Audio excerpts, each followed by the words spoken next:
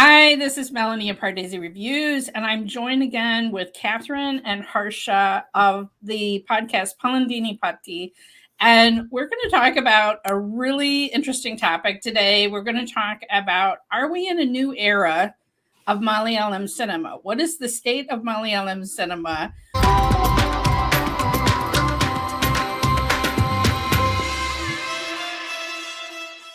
Earlier this year, before the blockbuster film 2018, there were talks of Malayalam cinema is dead. It's all over. It's all over, folks. And then 2018 was a blockbuster. And then there's just been this struggle. There's so many movies that are coming into theaters and are not being success and not having finding an audience.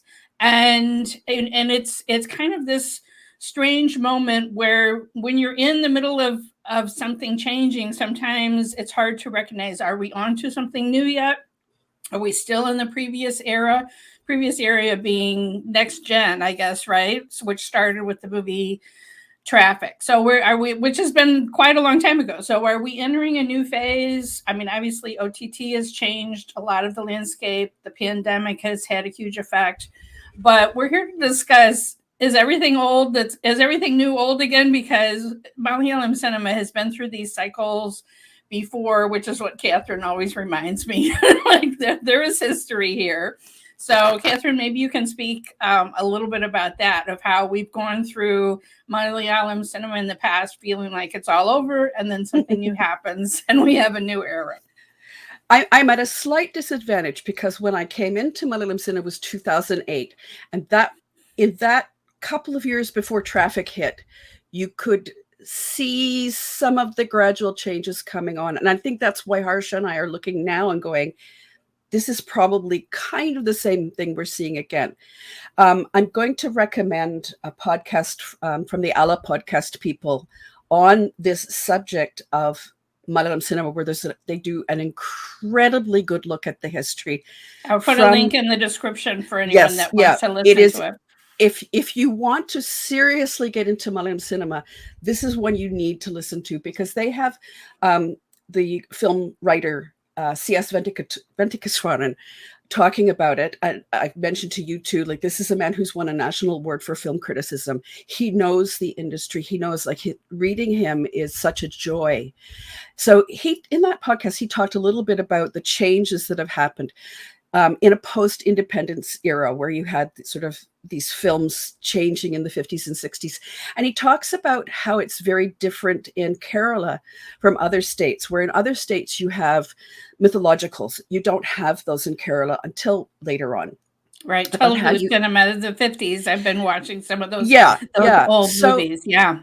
And he talks too about an absence of caste in cinema, and I think that's something that mostly continues. Like Harsha, you've said, Malayalam cinema doesn't particularly deal with caste well, not like Tamil cinema does very openly.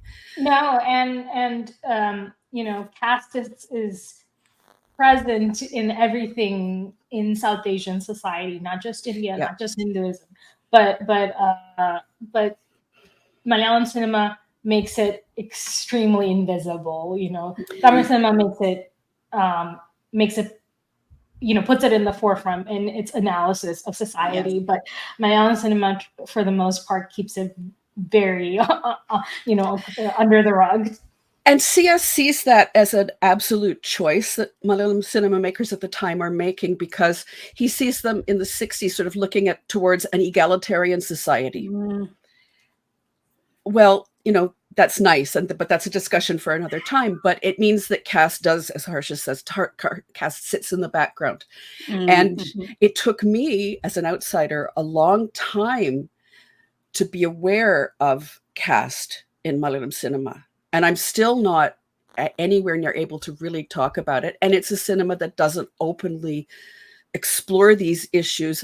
A little more recently, but still not as much as I said, as in Tamil cinema. CS talks about the influence of theater and literature on the development of Malayalam cinema. And that's particularly true in what we call the golden era, like the 80s or 70s and 80s, where you had these great filmmakers who were also writers. They were novelists. They were they were doing all of it. And it's like the coming together of all of these things. And you see sort of a predominance of what we might call parallel cinema. But there is kind of commercial cinema. You have your Prem Nazirs and your Sheilas, but there's this ground, this foundation of through that period. And it's a period that often people refer to it very lovingly because there is such good filmmaking there.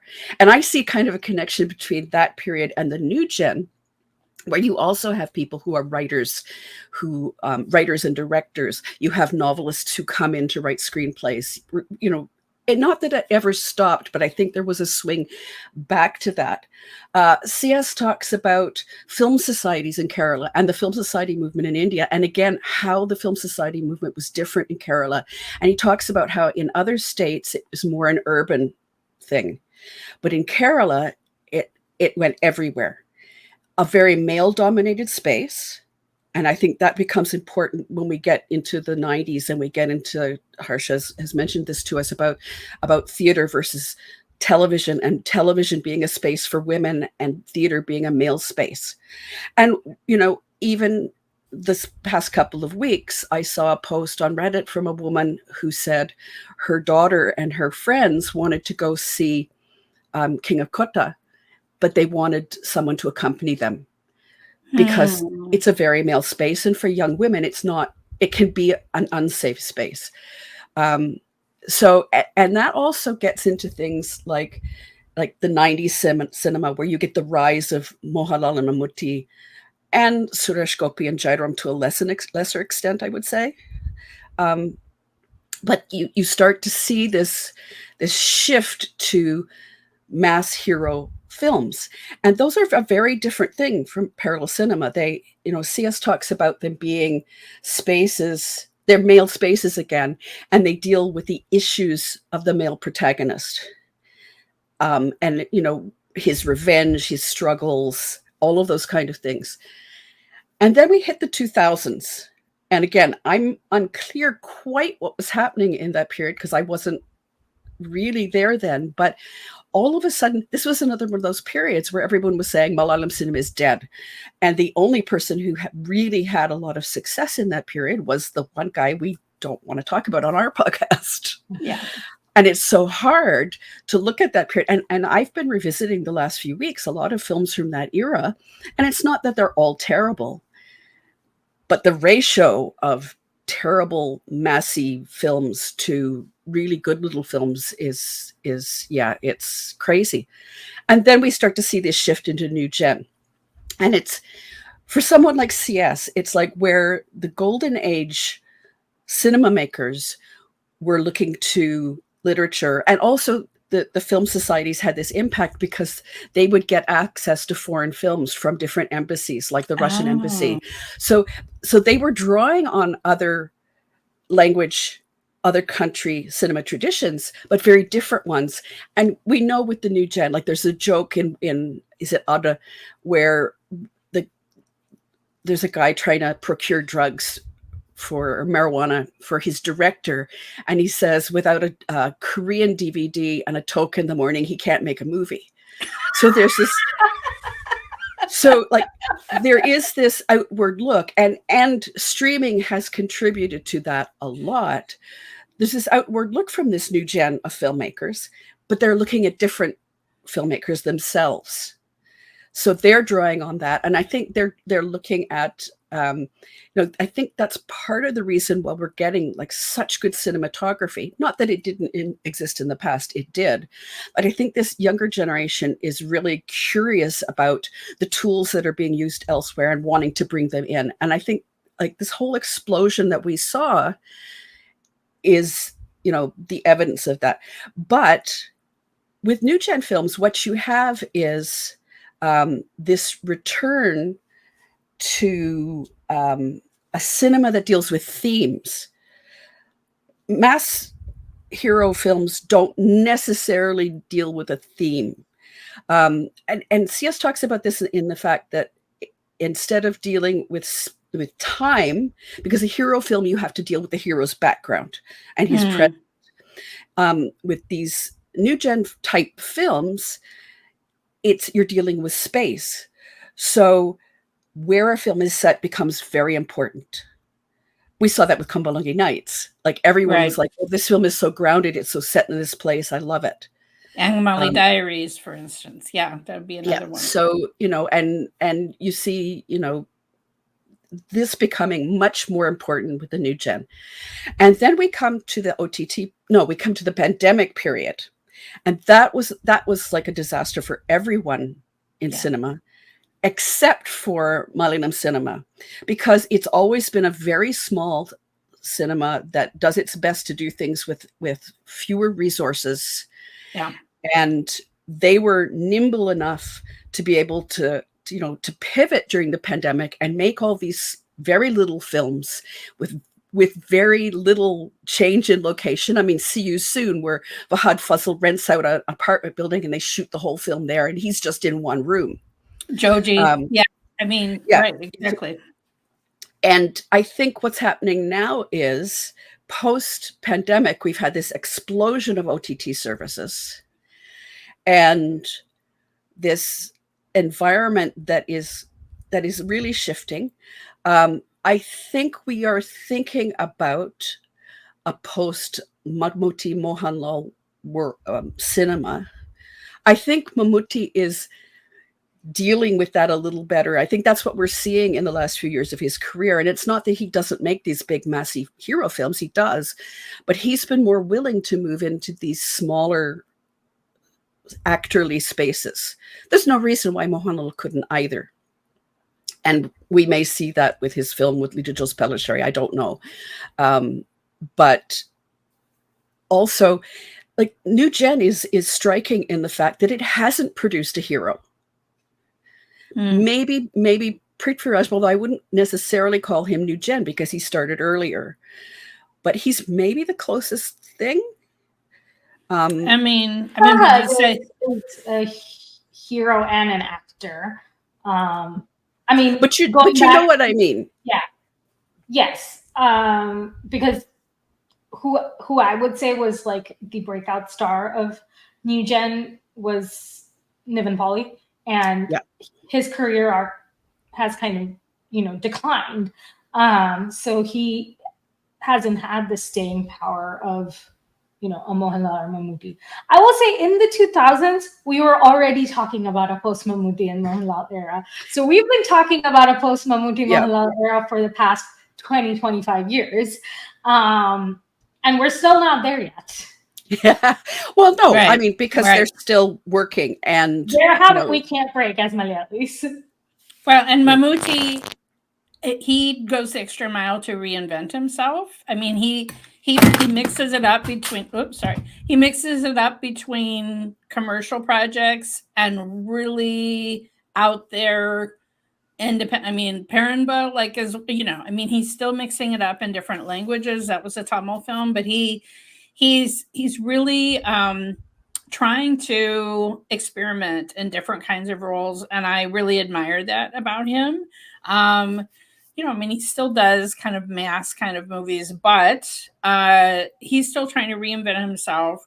And his son, Dulquer, is also trying to break out of, I would say he was one of the breakout stars of New Gen with Bangalore Days and Ustad Hotel and things like that. And King of Kota was him trying to become that action star, trying to get away from that boy next door. Kurapa too, right? Was him trying to do a more negative role. And King of Kota there was so much hype. And being called pan-India. His production company, Wayfarer Films, had an ad go up in Times Square in New York City. Like, oh my God, right? He was promoting it everywhere. It was released in multiple languages. And the audience that was most upset and felt that their expectations weren't met were the Malayalam audience. And I was perfectly satisfied, but I wasn't hearing. I was just seeing the subtitles, which are often so simplified that you don't get the impact of punch dialogues anyway. but supposedly, a Malayalam audience that is used to great writing of scripts were really not satisfied with. They felt like it was somebody wrote English dialogues and then put them through Google Translate or something to make, the Malayalam dialogues, and that it just didn't have an impact. So it's really interesting. That's frequently a complaint about Hindi cinema.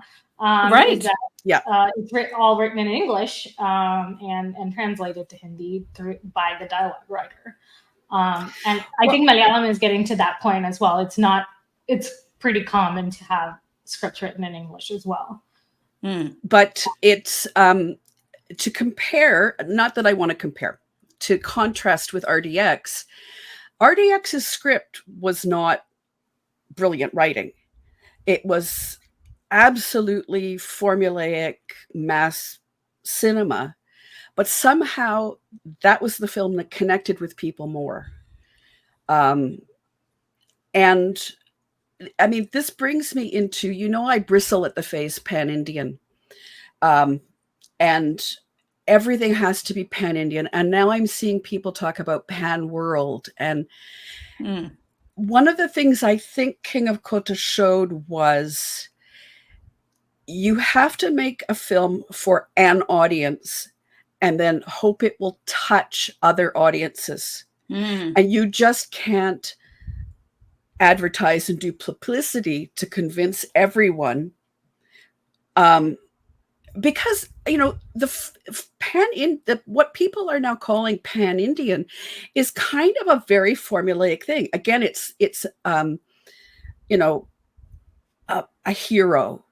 It's certain political, religious leanings. Like there are all of these things going on that work in a pan-Indian film. But I think it also really strips out, on some level, if you're trying to make a pan-Indian film, you're stripping out what makes your own cinema different from others. I mean, I guess Bahubali and RRR are the ones that are most talked about as being pan-Indian. And I would say those were made for the Telugu audience, to your point, right? And then they added translations and whatever, and added some stars in RRR from Hindi cinema to make it attractive to a Hindi audience, but it definitely was this is a Telugu film, right? And the same with Kantara that did the same. That became this pan-Indian film. I'd say Rajamouli is different at this phase because he's much more well known. But I honestly, firmly believe you cannot. It's like trying to make a viral video and say, this is the formula. And then, you put it out there using the formula, and why doesn't it work? That's how I'm kind of seeing King of Kota a little bit. I don't think you can pitch yourself as a pan-Indian star and then I'm not sure. I haven't seen the film either, so I'm at a disadvantage. But I only saw the promotions, and I mean, I feel like the sensibility. I mean, again, I haven't seen as many action films of the 90s in Malayalam cinema that the two of you have seen, but to me, it had a flavor of more of a Tamil or a Telugu action film, and I think Malayalam audiences also bristled a little bit at that of like, where's the specialness of, if you're calling this a Malayalam film, where's that specialness? And to me, I watch all these different cinemas, and so I was like, oh, this, I just was enjoying it for itself and not saying, oh, it's not Malayalam enough. But I think that comes back to another point that CS makes in that other podcast, is that he talks about Malayalis want to watch big, massy films, big mythological films, but they'll watch Telugu and Tamil films for that. Right. Yeah. I mean, because definitely VJ films, all of those kind of films are released with Malayalam dubbing in Kerala. So you're right. I mean, if they want that kind of flavor, they can get that from someplace else. So I think a lot of the people I was connecting to were saying, like, I don't want a Malayalam film to be like a Telugu film or a Tamil film. If I want that, I'll go to them for that. It's also, from what I understand, and as a Malayali in this instance, when somebody says I'm making a pan-Indian film, and obviously when you're putting a and I haven't seen King of Kota, I'm talking in the historical sense of like a lot of what Prithviraj does in terms of making pan-Indian cinema, King of Kota being one such example, is that when you're saying pan-Indian, you're saying it's not for me, like me, the audience that made you a star, me, the audience that showed up for you, you know, in the past decade. You're making it for everybody else, and I'm no longer special to you. You know, where in that way, we're like, the relation, you know, the parasocial relationship between a movie star and his audience is very emotional, and you know, like, you got all these other girls now, and I'm just one of many, and still I'm your special girl. It's that kind of feeling is what I get when I hear pan-Indian, and it's unclear to me how Telugu cinema is able to thread that line so beautifully, or KGF2 in the case of Kannada. I think there's there's a lot more cultural similarities between the Telugu speaking states and Karnataka, with some of the northern parts of the country, the eastern parts of the country, western parts of the country. Whereas Kerala is like always in this little corner of the country, separated from the rest of it by the Ghats. And so there's that cultural limitation, as you said, Catherine, and as C.S. Venkatesan said, we don't historically make mythological films in Malayalam. So when we talk about, you know, historicals, mythologicals, we're often going more towards some of our folkloric traditions, like the Vadakan Pattagal, you know, with Oru Vadakan Veeragada, things like that. And, you know, even before that, there was like in the 60s, Prem Nathir was making, you know, movie after movie set, you know, from the stories of the Vadakan Pattagal. So in that way, you know, because we don't have this long history of mythologicals taken from the Mahabharata, from the Ramayana, I think there's that, you know, the cinematic cultural divide is harder to that gap is harder to cover.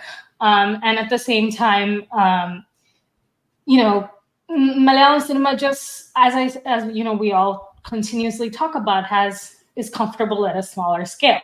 And we expect to be served very specific things in a smaller scale, as opposed to, you know, a hero-centric film can be very, very generic as long as it hits the right notes.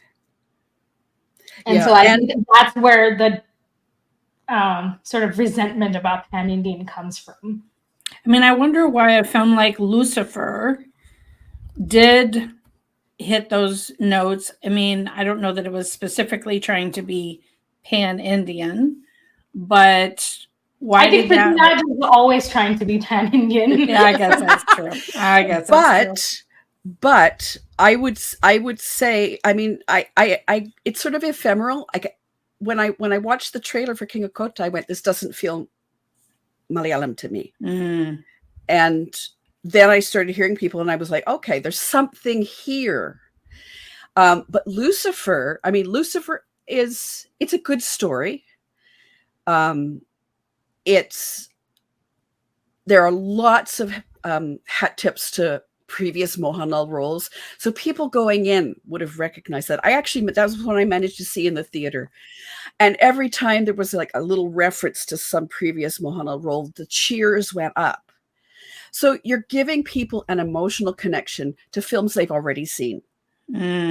Yeah, I think the combination of Mohanlal and Prithviraj in that film also made a difference. I think together, obviously Mohanlal by himself brings a ton of star power. But then when you're talking about Prithviraj's first directorial venture, it's just a ton of star power. And I think that's another thing a lot of people are upset about, is the lack of star power in the theaters. Because yes, we have them in the OTT, people are comfortable watching smaller scale films in a streaming setting. But when they go into the theaters, they want people to bring star power. And I think they, like we're talking about, like there's just a little bit of an absence of star power at the box office right now. And once again, when we're going into that parasocial relationship, it feels like the movie stars aren't holding up their end of the bargain for the audience. And I think that, I think that can feel a bit like the industry is dying or in collapse because, in that sense. And that's an issue that Hollywood is having as well. You think about Liam Neeson. How old is Liam Neeson? How old is Schwarzenegger? How old is, my God, Harrison Ford? Okay, like the man is 80 years old, and they're having to use CGI to make him look younger, or put his face on a stunt double to do scenes in the latest Indiana Jones. I'm like, I thoroughly enjoyed the movie, but the fact is there's no one with his star power coming up necessarily. Okay, Timothée Chalamet, Dune. Okay, right? It's not the same. It's not the same. Well, and one of the questions I've been posing is, who can come in and fill these spaces? Niven would be an obvious example. His Onam release was a disaster, and we all kind of figured it was going to be, sadly. But he had Turumukam earlier this year, which is a film that almost didn't get released. It's gorgeous. It's not a massy commercial film. He's terrific in it. The whole cast is terrific in it. Like, there's nothing wrong with Niven Pauly as an actor. I think he just has not been able to navigate because, like, as Harsha's pointed out, when he hit, it was like, oh my God. And it's a little, I always think about it as kind of similar to what happened to Kunchaka Boban. Like, they got into these young romantic hero roles and couldn't break out of them, but they were aging out of them. Like, I'm sorry, I love Niven, but I don't want to see him playing a 20-year-old romantic hero. Like, we've got to figure out that.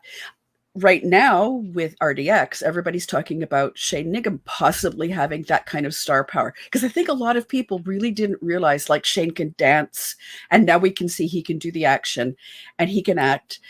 But there's always this, Shane is on the brink of becoming a star, but he's got to control his behavior, because there were even issues on the set of RDX. So I'm crossing my fingers, because I find him very interesting. I do too. I love Shane Niggum. Yeah. Everything I've seen him in, I liked him. Yeah. So, like, we've got a couple of people here poised. We have seen in the last few years the death of a lot of the supporting actors and character actors. And I'm not seeing a lot of people having the kind of talent filling that space, but I think it's coming. Another person I'm looking at is someone like Arjuna Ashokan, whose father was very clearly a comedy uncle. And, he turns up in Romancham about halfway through the film. Oh my God. And he's a complete scene stealer. But it takes over the movie completely. But he doesn't do it in a way that makes you not want to see everyone else in the movie. He does it so well that you almost don't know. It's almost like an innocent kind of thing, where he's just doing it so well that it contributes rather than pulling everybody out. Now, speaking of Romancham, one of the things. Go ahead. Sorry. When I was watching Romancham, Arjuna Ashokan showing up, like, there were layers of Manchitratare in that performance, and yes. Like my husband and I were just walking around the house, like, going. What are we It's very like repeatable, and like the references people will get, with that facial expression and things like that. Well, and one of the things that has been coming out in discussions on Reddit is people are tired of all these realistic films. Well, that's the new gen Hallmark. With the death of Siddiq, everyone was like, in Hari Haranagar, like all the films he did with Lal. And it occurred to me that Roman Chum is in some ways is a little bit like those films, like not big stars and lots of crazy pants things happening and lots of little throwbacks that you can know or not. But it was this little fun film that people just connected with. And I think that's why, it ended up doing bonkers business at the box office. And I think like we haven't seen a lot of those kind of films in a long time. And in some ways we don't want some of the dated ideas or filmmaking from them. But like a film in Hari Haranagar, I'm sorry, it's like not the best cinema ever, but I love it. And I laugh every time I watch this film. And I know all the lines, I know what's coming, and yet I'm still bursting out laughing. So I think people want some of that kind of nostalgia feel for something that made them feel good. And in the world we're living in, like who can blame them? I would say Basil Joseph. I don't know if he's kind of straddling next gen to the next wave, both in the acting roles that he's done, which I found him a delight in every single one. And also, I mean, let's think about how he created a very grounded Malayalam village set superhero movie. Like, right? I mean, he really did bring something new.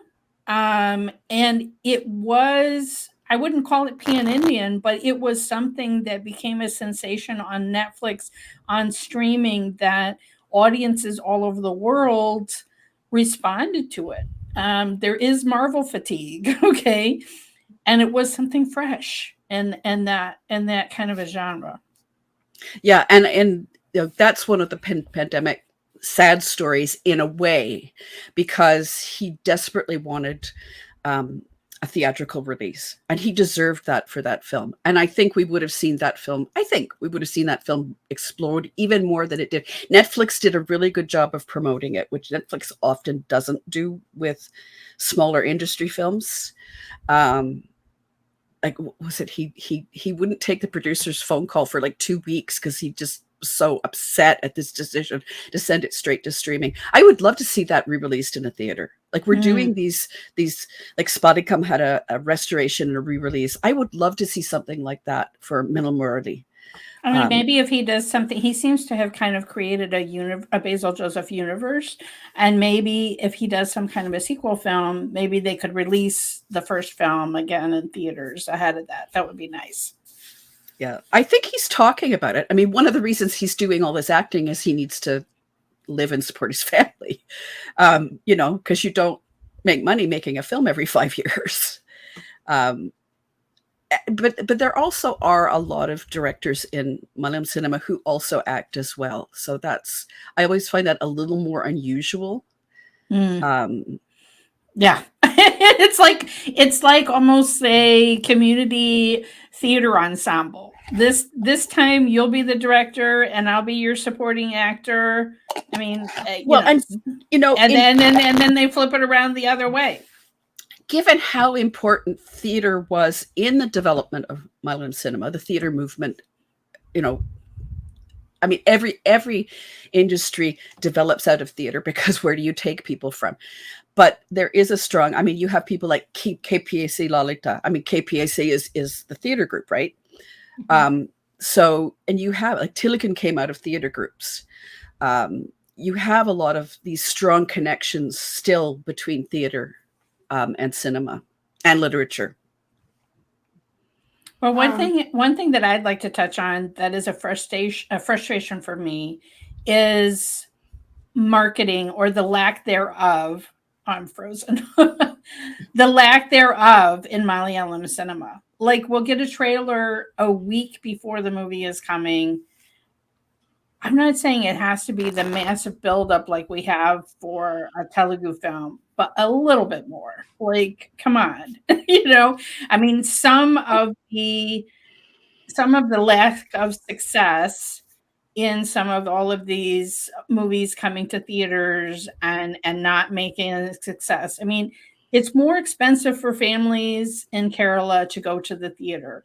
They have, you have to build up. Okay, I mean, King of Kota built up the level of excitement and then didn't live up to the word of mouth, I guess. But I really admired Dolker took the lessons that he had from being in Tamil and Telugu films to market his film and create excitement for it and put out multiple trailers, put out some of the music videos, and just really worked hard to raise awareness that this film was coming. And I feel like that is so lacking in so many other Malayalam films. It's not enough to just make your film and throw it on a screen.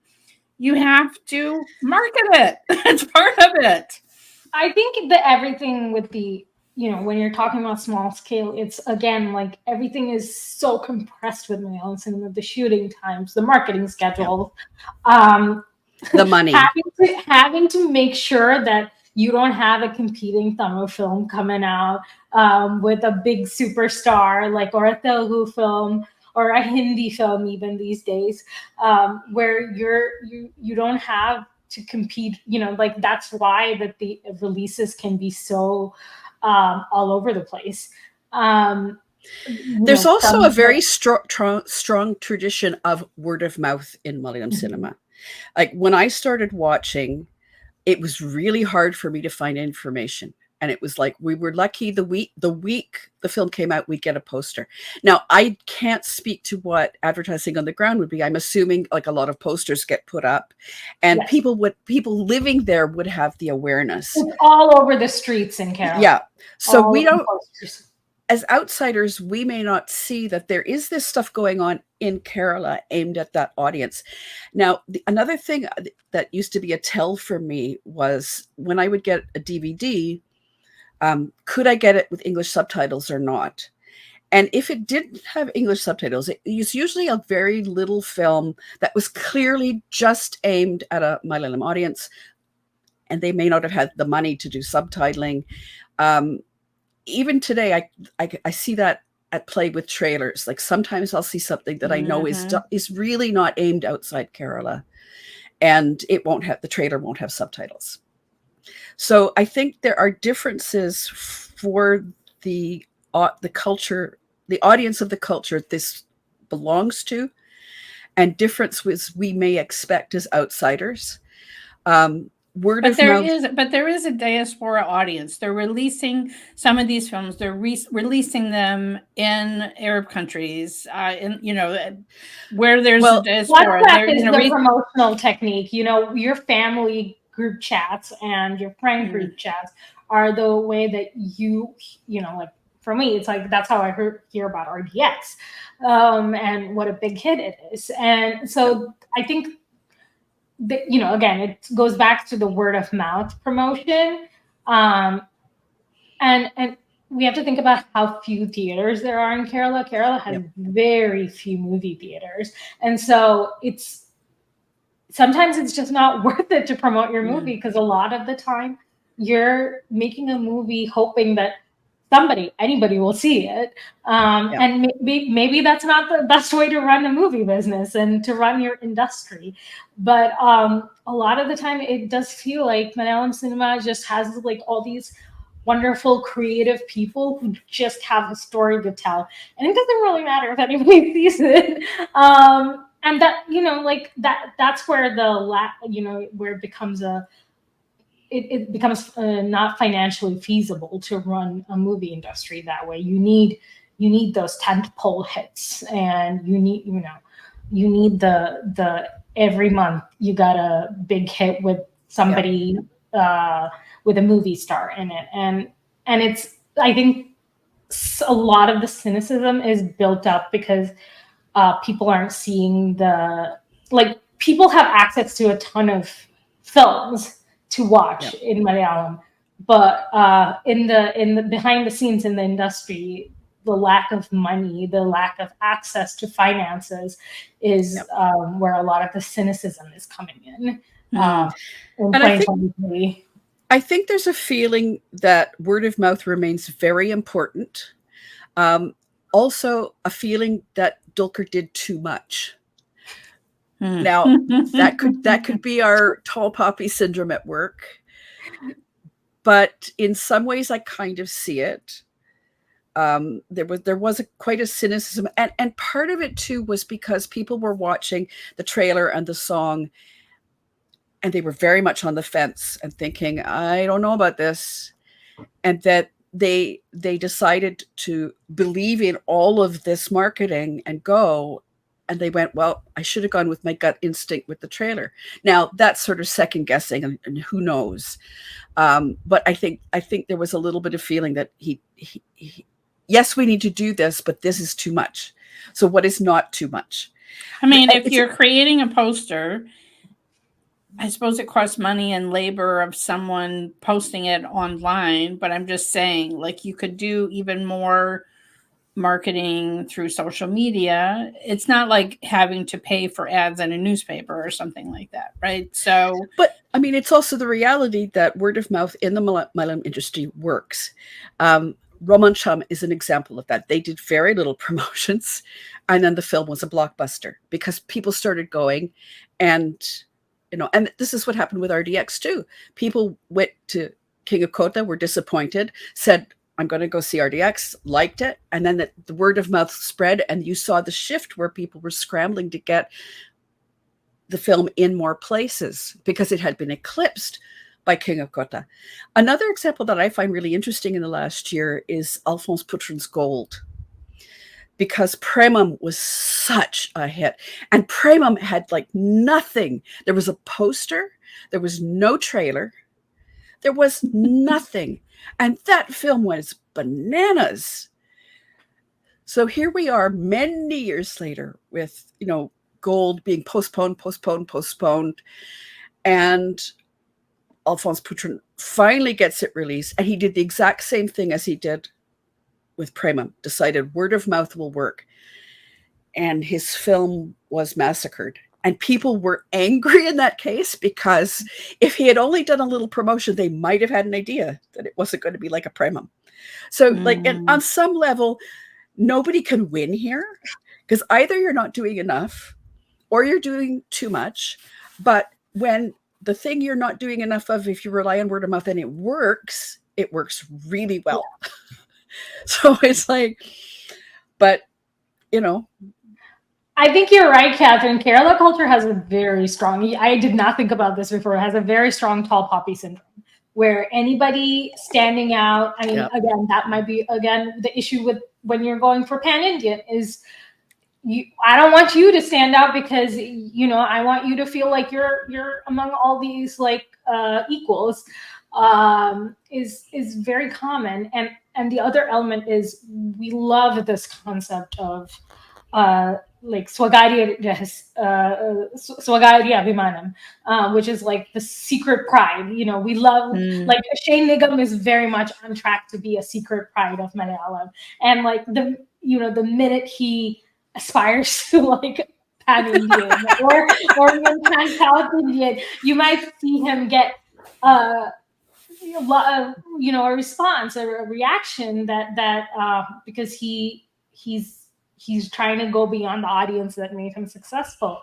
And I don't think any of this is a bad thing.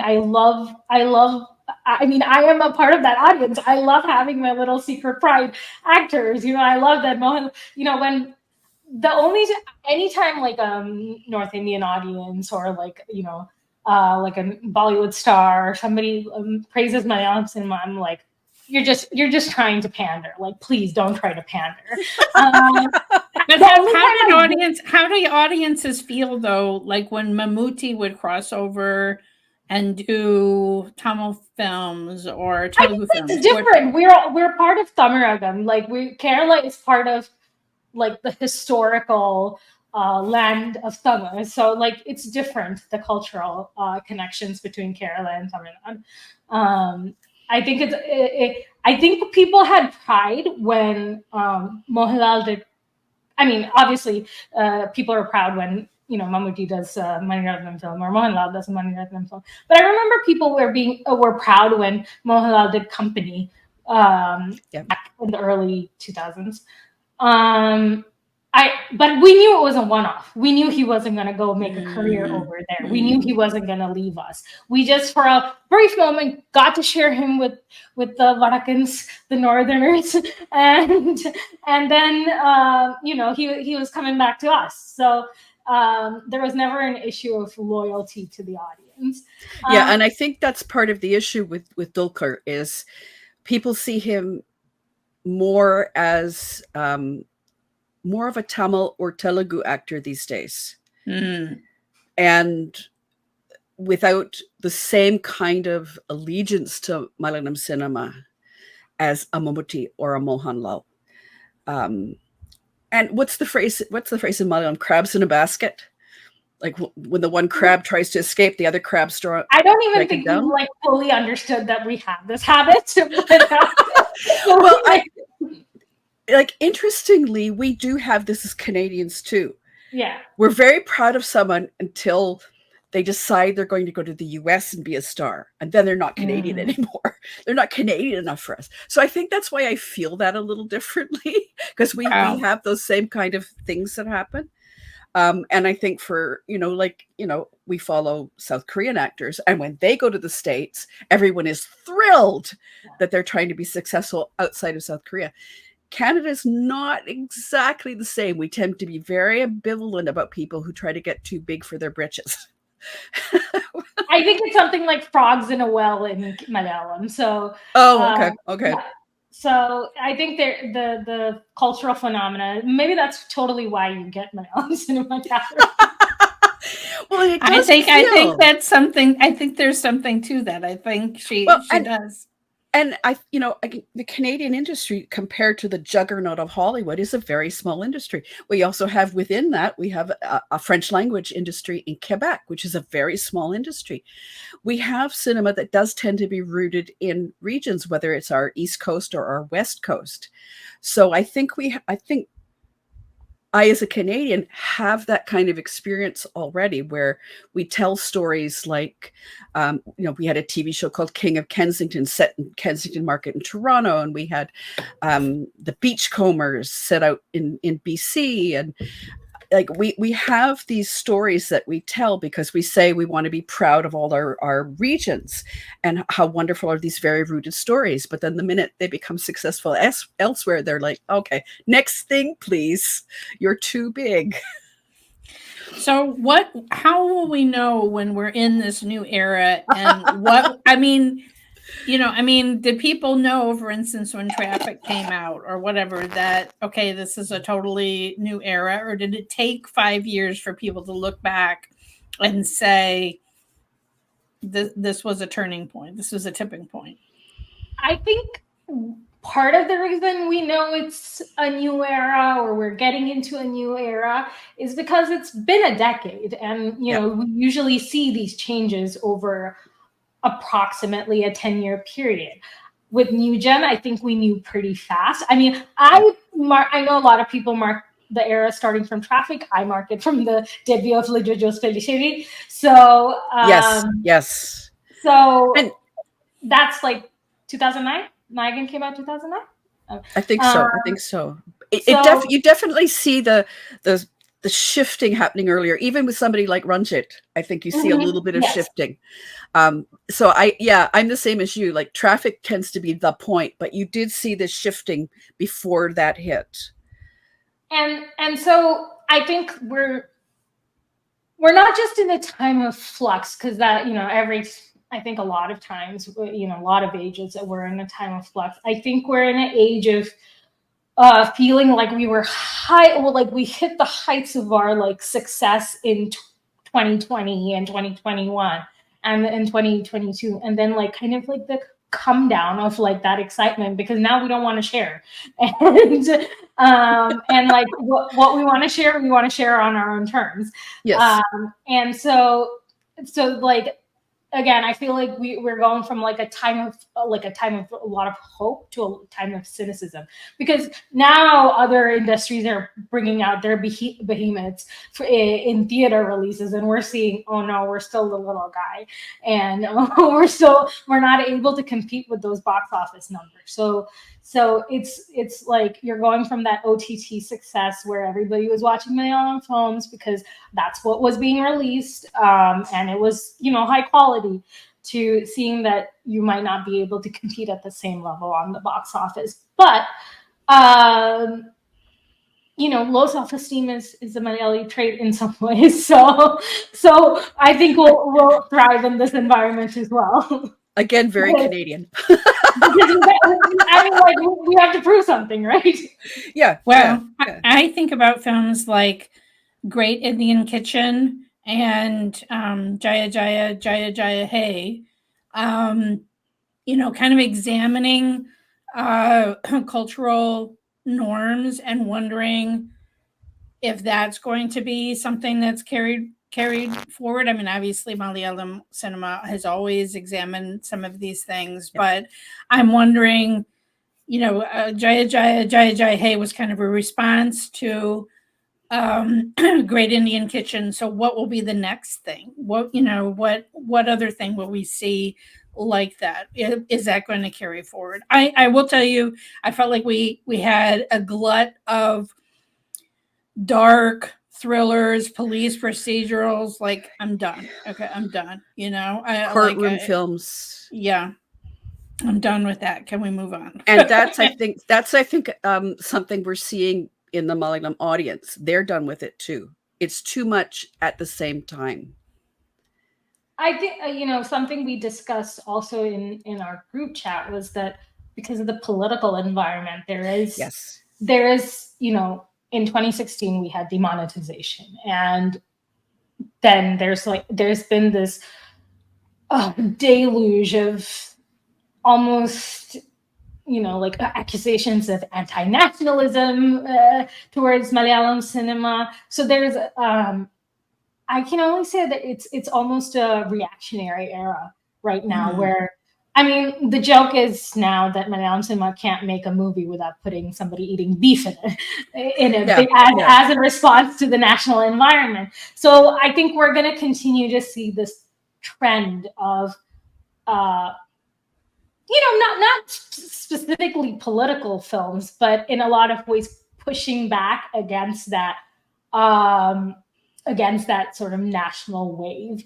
And some of the limitations in free speech and expression that we're seeing in the country. I hope that continues to happen and it continues to be successful. But honestly, if the central government makes a sort of law that makes that limits streaming or limits the kind of things you can put out in streaming, that could also limit Malayalam cinema in significant ways. So I think those are some of the things to look out for. What freedom of expression, freedom of speech, and what happens in the OTT space. Because I think, I know it's really important to protect, our movie theater collections and, box office, but I think OTT serves is a big resource that still needs to be protected, and the things that we can put out there are protected. Yeah, and we have already seen that, players like Netflix are succumbing to government pressure. Yeah, like Vishal Bhardwaj's film was killed, and or series. Like we're already seeing that response. I mean, it's definitely impacting Hindi. It's definitely impacting that industry, whether you're talking about mainstream Bollywood or sort of the parallel industry that runs underneath that puts out stuff in OTT. We saw it with that Saif Ali Khan series, Tandav, I think it was.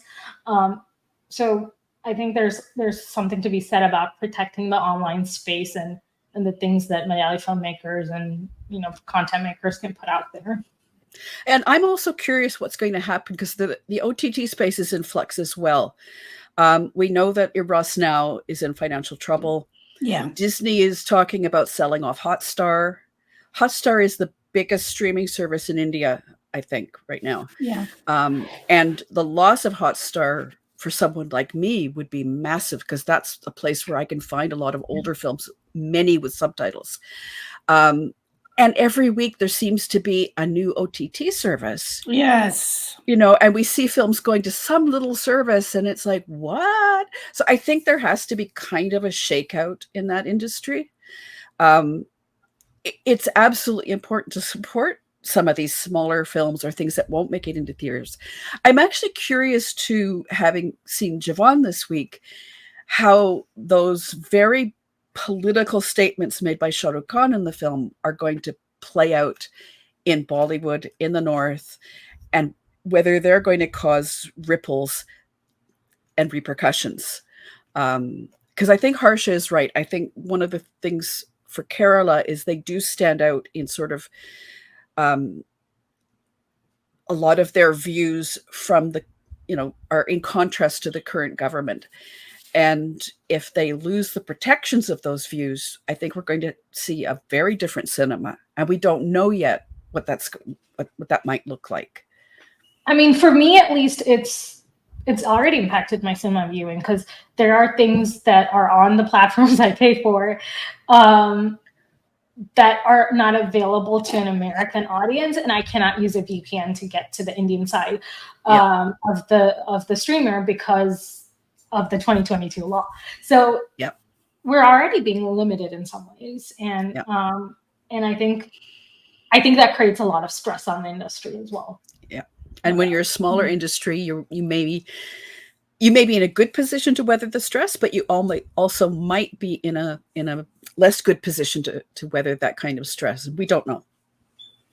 Yeah, what stars do you think we're seeing? We already talked about Shane Nigam. I think Tovino Thomas also is somebody that I would highlight as someone who I think has had great success. And I don't know. I don't know if he's kind of a superstar. And Anna Ben is someone else that I think is doing well. But what other names would you guys think of?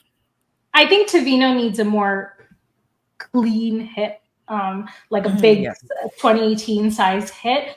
Obviously, the reason 2018 succeeded was much more because of the story and the events that surrounded it. I think he needs, if he can, sort of copy that in a film that's Tovino centric rather than, this big tragedy that impacted the whole city.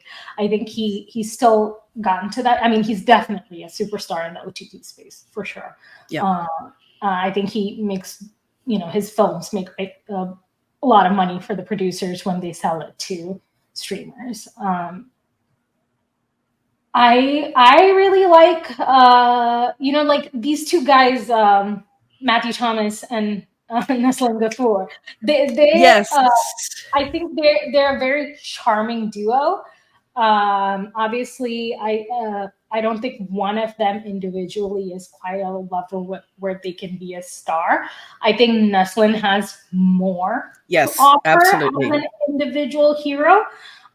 So I'm kind of interested to see what they do, what he does specifically. And I think we saw Matthew Thomas on his own in Christie this year, which is I did not think that was a great performance, and I'm having the suspicion, that he does need somebody like a Naslin to play off of. And that's okay. You have all of those Mohanlal Srinivasan films that everybody loved the duo. So there is a place for a duo in here. But yes, Naslin in particular is one I've been kind of keeping my eye on.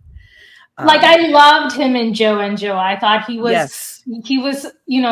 underplaying the emotions so much. And I thought he brought a lot to that role. I'm going to come back to Niven because I would love to see Niven get the superstardom he deserves. Seriously.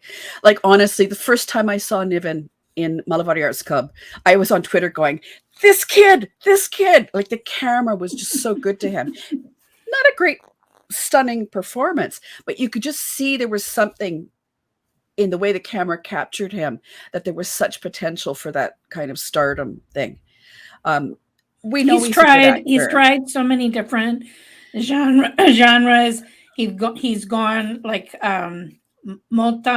I mean, he's gone for edgier kind of things. He's tried to do action. I don't know. He needs. I agree with you. I'm like crossing my fingers and hoping that some kind of a hit is going to come to him, because the talent is there and the affection, I think, from the Malayalam audience. I think they would love to cheer him on if he could find the right project that would really showcase him in a new way. Because like you say, he can't be that 20-year-old romantic hero anymore. We need something new. I suggested this on Reddit, is that I really want to see him in like a weepy dad role. He was in 1983, but 1980, like that, was like almost a decade ago, and it wasn't that weepy. I really want to see him in like a weepy dad role, something like Papeles on the Mapus or Tanmatra. Yes, oh, that would be lovely. That would be really lovely. And I think it's just he keeps. For the commercial side, he keeps working with this same group of people, and particularly one director, we don't care for his films. And it's like,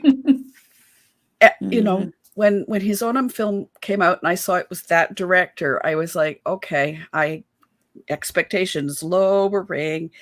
I have seen some people saying, why doesn't he work with Vineet Srinivasan and that crew again? I mean, the pitfall of that is his 20-year-old romantic hero stardom came out of that. Now, the last couple of films he's made it by young people, and I think Niven needs to step away from playing a young dude and lean into his family man image. At this stage, yes. I mean, I almost wonder if he doesn't need I keep coming back to Kanchaka Boban. I almost wonder if he doesn't need that kind of break. As much as I would not love to see him step away for too long, like Kanchaka Boban stepped away for about 4 years or something, and then came back building a very different image on screen. And maybe Niven needs the step back. I don't know. But yes, I want Niven so much. I mean, he can do it all too. He can act, he can dance, he can do the action stuff. We just need got a lot of natural warmth on screen. Yeah. And I don't want to emphasize the dancing too much, because we've talked about it with Shane as well, and because Mammootty can't dance to save his life, but that's not why I go to a Mammootty film. And so you can be this kind of superstar without that skill. But to have that extra punch is great. And that's what Tovino is lacking, because he also doesn't dance particularly well. And if he could work on that, then he would have like a whole package as well. Again, come back to Mammootty. It's not absolutely necessary. But when you have it, like, why not? Like with Shane Nigham, I was so pleased to see them capitalizing on that skill finally with RDX. It's funny. We've been talking for an hour, and there's one name that we've not mentioned, and that's Fahad Fazil. I would say he is one of those few people that his name alone would bring people to the theater, no matter what project he's doing. And he's definitely done all different kinds of roles. And I mean, I will admit, like, his name on a project would get me to watch something, right? I mean, and he did, we did talk about it, because we talked about See You Soon and how he made a movie happen by renting an entire apartment, complex, so that he could make a movie there. So I think he's interesting on the producing space with his wife, as well as in front of the screen, that he's using his stardom to make interesting cinema. I wonder how Harsha feels about this too, because I think of Fahad and I love him, and he's a great actor. And he's like, when we went to see Bangalore Days in the theater, people cheered for him. And I was like, oh, okay. But it doesn't, I guess maybe this is my outsider perspective. From the outside, he doesn't feel the same as a Mohanlal or a Mammootty. I think it's been a while since he's done, like a Maheshindra Pradagaram. And so I think that's why he's a little bit out of that, out of the discussion right now. I think if he did, I don't know if it'll be a super hit, but I think, his kind of common man appeal is very, very strong. It's just, I think he got burned. I mean, at least the audience got burnt out on his darker stuff during COVID. Yeah.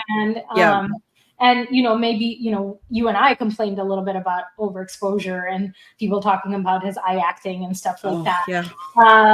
And so, I mean, I think it's great he's taking a little bit of a break because people, I mean, tall poppy syndrome is very real. And but he's allowed to chill out for a little bit.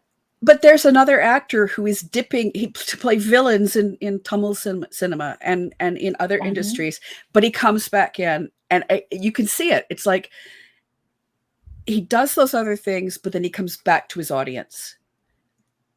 So because he's fundamentally a Malayalam actor, and I don't think there's any doubt about that. I mean, like, we're kind of doubting Bulgar's loyalties right now. I think there's no doubt about it.